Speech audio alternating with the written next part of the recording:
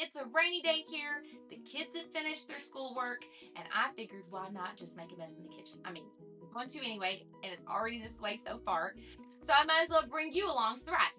You know, I love making homemade meals. And while I have Subway rolls behind me and bread that I've just took out of the oven and flour all over my counter, I figured today is the perfect time to test out some pantry swaps and fun snacks. So my daughter absolutely loves Hershey's chocolate syrup. And it's something that I have continuously bought because she doesn't like any other syrup. It doesn't matter what I buy. But I wanted to find a better way for her to be able to enjoy this in her morning milk, because she loves a big old huge glass of milk with a big old fat straw and lots of chocolate. So we're gonna see if we can clean this up today. Also, I wanted to try making homemade chocolate chips because chocolate chips are expensive, especially if you try to get some good ones. Plus, the ingredients in them are not really that great at all. So I will link this in the description box below if you're interested in trying to buy one where I got one. But anyways, I figured if I could make them myself, I could save some money. Plus, I'm going to be trying it sugar-free for me and my husband who are trying to stay sugar-free. Sugar-free. And one more thing. Have you seen this thing all over TikTok about the Snickers Crack? Now, I'm not a huge TikTok fan, but I'm on TikTok, so I see the stuff on TikTok. But people send me stuff. And my husband sent me this, and I was like, ooh, I love Snickers. Or I did like Snickers. I'm not a huge chocolate fan, but I did like the Snickers, like the inside of Snickers. I think it's peanut butter? I don't know. Anyways, because I keep seeing it all over TikTok, I just have to know if it really tastes like a Snickers or if we're just lying to ourselves. I don't know. So we're going to try that today. So while I prep dinner and stock up on some freezer meals, let's have some fun and see if these swaps are actually worth it. Grab a snack or a spoon for taste testing. No judgment here. And let's get started.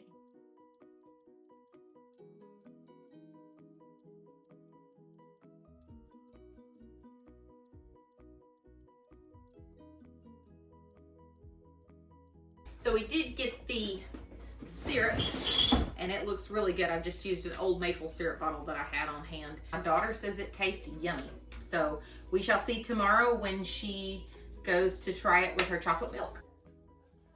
You know, I used to think homemaking meant I had to do it all. The spotless house, made from scratch meals, the perfectly behaved kids sitting quietly while I cooked. Ha ha. You know, like something straight out of a Hallmark movie. But then life happened. See, Ecclesiastes 3:1 says, there is a time for everything and a season for every activity under the heavens. And in this season, I've learned that perfection was never the goal. It's about doing the best I can with what I have. Some days that means making things from scratch, and other days it means just grabbing what's easy and just getting through. And both are okay. You see, I didn't start out knowing how to cook. Actually, when I got married, I had no idea what I was doing in the kitchen. Not because my mother didn't try to teach me, I just wasn't interested. Thankfully, my husband didn't care. He married me anyway because he said he knew how to cook for both of us, and he did. And for a while, that worked. But over time, something inside me changed. I wanted to learn. I wanted to take care of my family in this way. And little by little, I figured things out. I burned things. I messed up recipes. I had moments where I wanted to quit, but I kept going. See, Galatians 6:9 says, let us not be weary in well-doing, for in due season we shall reap if we faint not. And if you're in a season where you feel like you're messing up, where nothing is turning out right, or where you're just plain tired, keep going. You don't have to have it all figured out today. Growth comes in the process.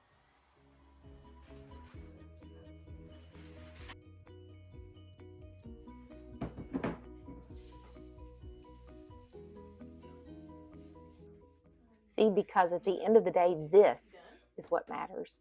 It's not about the perfect meal or the cleanest house. It's about building a home that's full of love, grace, and memories. Colossians 3:23 says, whatever you do, work at it with all of your heart, as working for the Lord, not for human masters. Even in the small things, stirring a pot, wiping down a counter, folding another load of laundry, It all adds up. Your work matters.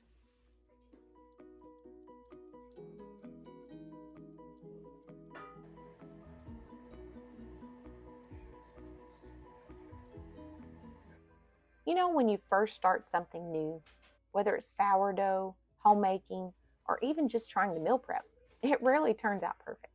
And that's okay. Growth comes with time. Learning takes patience. And homemaking?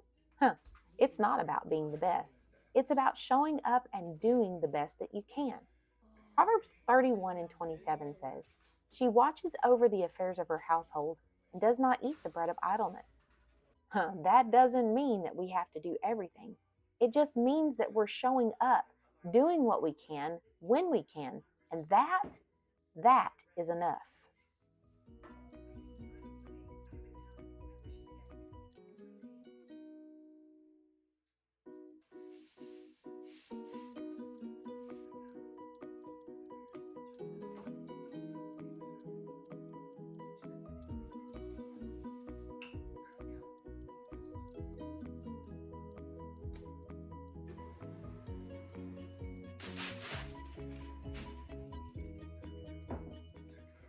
The world will tell you that what you're doing isn't important enough, that you need to do more, be more, accomplish more. But here's the truth. What you do in your home matters. Matthew 25:23 says, "Well done, good and faithful servant. You have been faithful with a few things. I will put you in charge of many things. Come and share your master's happiness." Faithfulness in the small things is just as important as faithfulness in the big things. The small meals, the daily routines, the unseen moments of love and care, they are seen by God.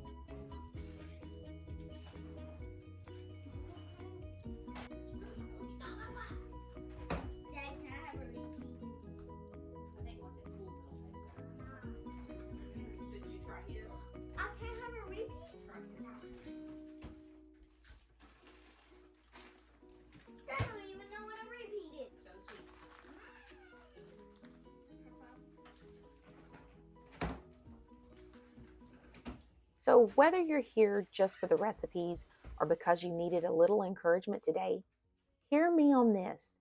You are doing better than you think. Your effort matters. Your presence matters. And if you keep showing up, even in the small ways, you're already winning. It's okay. It's not great. It's not terrible, but it's not the best. It's okay. What does it need? It needs more honey. More honey? Okay. You feel it? Okay, stop. All right, so stop.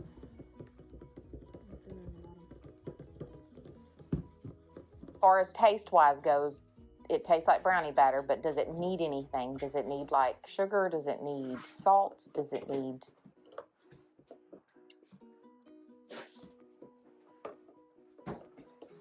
I'd say it needs a little bit of salt. Salt, so it's not so bitter. As you can see, it took a lot of work to get here. And yes, my feet were killing me by the end of the day. My legs were tired, but I am officially declaring that this snack marathon was a success. But don't worry, the chaos doesn't stop here. In a couple of weeks, I'll be stocking my freezer with homemade meals, and if this poor smushed Subway roll is any indication, you're not going to want to miss what goes wrong next. Galatians 6:9 tells us, "Let us not be weary in well-doing, for in due season we shall reap if we faint not." And that's the reminder I want to leave you with today. This work that we do, it matters. Even when it's exhausting, even when the snacks don't turn out perfect, or you end up not making the chocolate chips that I told you I was going to make, and instead you just melt the chocolate. Or even when the yogurt bark that you've spent time on gets a meh. It all adds up to something meaningful. So if you've enjoyed this, be sure to like, subscribe, and let me know in the comments what's one pantry swap that you want to try next. Any recipe that I have used and I have a link to, it's going to be in the description box below, along with the chocolate chip mold that I didn't use, but I'm going to use in the future, and every resource that I possibly have on my blog that's either free or donation based. Remember, keep trying. No matter how many times you fail, you've got this. Until next time, God bless.